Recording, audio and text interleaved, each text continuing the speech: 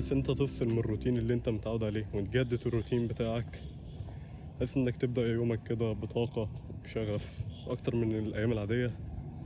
بسبب انت عملت حاجة بسيطة جدا ولكن انت مكنتش بتعملها في الايام العادية، رغم ان هي حاجة بسيطة جدا ولكن بتفرق جدا في يومك. ابسط الحاجات اللي انت ممكن تغيرها في يومك في الروتين بتاعك حاجة بسيطة جدا ممكن يبقى لها اثر كبير جدا كويس، حاجة بسيطة جدا ممكن تفضل تعملها ممكن يبقى لها اثر كبير جدا وحش. فحاول تجدد من الروتين بتاعك. لو انت مش مبسوط مع الروتين بتاعك حاول تجدد حاجة بسيطة في الأوضة بتاعتك. لو انت مش مبسوط من الديكور بتاعك ابسط حاجة بيبقى لها تأثير كبير جدا.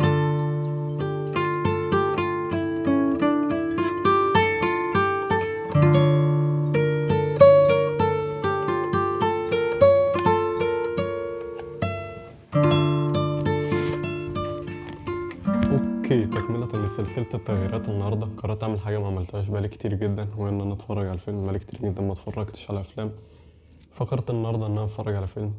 الفيلم اللي هو على الاختيار واحد من الافلام اللي انا بحبها جدا وبحب اتفرج عليه قوي، هو فيلم بيبي درايفر. الفيلم ده بحبه جدا، فعشان كده قررت ان مننا بنغير الروتين وبنغير اليوم وبنكسر الحاجات الاعتيادية اللي انا بعملها.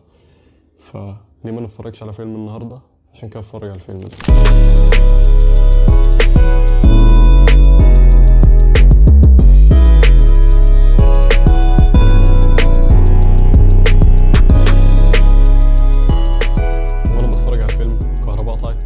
مفيش حاجة بتكمل للآخر، ولكن عادي.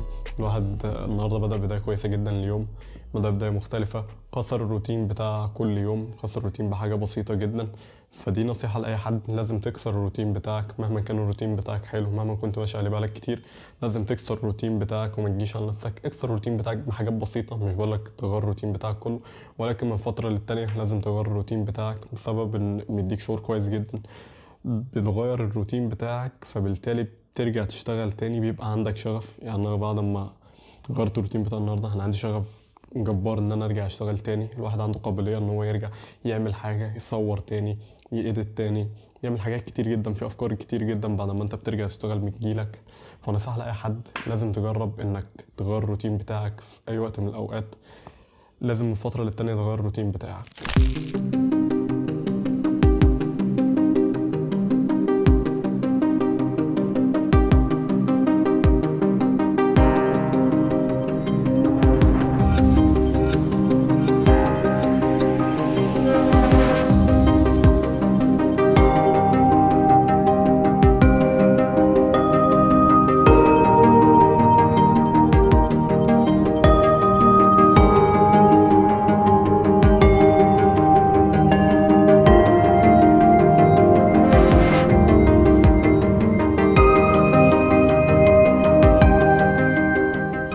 اوكي، وبكده نكون وصلنا لنهاية الفلوج ده. متنساش بقى انك تنزل تقول لي رايك تحت في كومنت، رايك في التصوير ورايك في الايديت ورايك في كل حاجة. وفي نفس الوقت تعمل لايك وتعمل سبسكرايب وتعمل فولو على الانستجرام. وكده فاضل لنا 359 فيديو من 365 فيديو. اشوفكم بكرة، سلام.